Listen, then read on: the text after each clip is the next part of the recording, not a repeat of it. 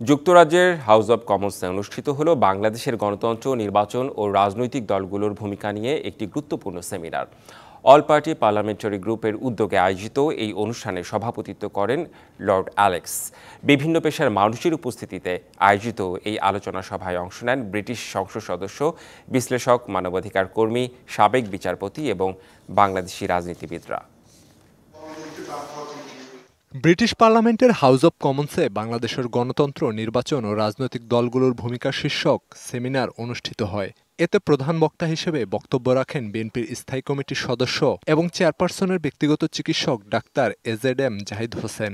নির্বাচিত সরকারই পারে বাংলাদেশের ভবিষ্যৎ গড়তে, আর সে লক্ষ্যে প্রয়োজন একটি অবাধ, সুষ্ঠু ও গ্রহণযোগ্য নির্বাচনের রোডম্যাপ, এমন মন্তব্য করেন তিনি। বিএনপি চেয়ারপারসনের উপদেষ্টা এম এ মালিকও বক্তব্য রাখেন অনুষ্ঠানে।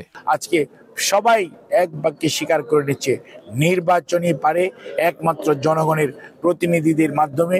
এটি নির্বাচিত সরকারকে যদি দায়িত্ব দেওয়া হয়, তারা দায়িত্ব নিয়ে দেশের মানুষের সেবায় কাজ করতে পারবে। ব্রিটিশ এমপিরা, ব্রিটিশ লর্ডরা এবং কমিউনিটির নেতৃবৃন্দ, পলিটিক্যালরা সবাই একমত হয়েছেন যে ডক্টর ইউনূসকে সহযোগিতা করার জন্য, যাতে ডিসেম্বরে একটা ফ্রি ফেয়ার নির্বাচন হয়।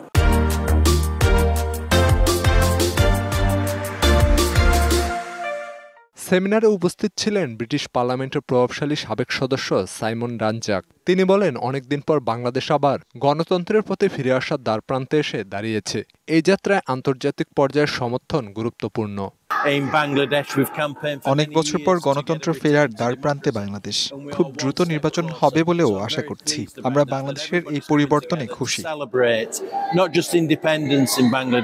এছাড়া আলোচনায় অংশ নেন হাইকোর্ট বিভাগের সাবেক বিচারপতি ফয়সাল মাহমুদ ফয়েজী, বিএনপি চেয়ারপারসনের উপদেষ্টা মহিদুর রহমান এবং আন্তর্জাতিক মানবাধিকার কর্মী Abbas Faiz. Khalid Hasan, DBC news desk.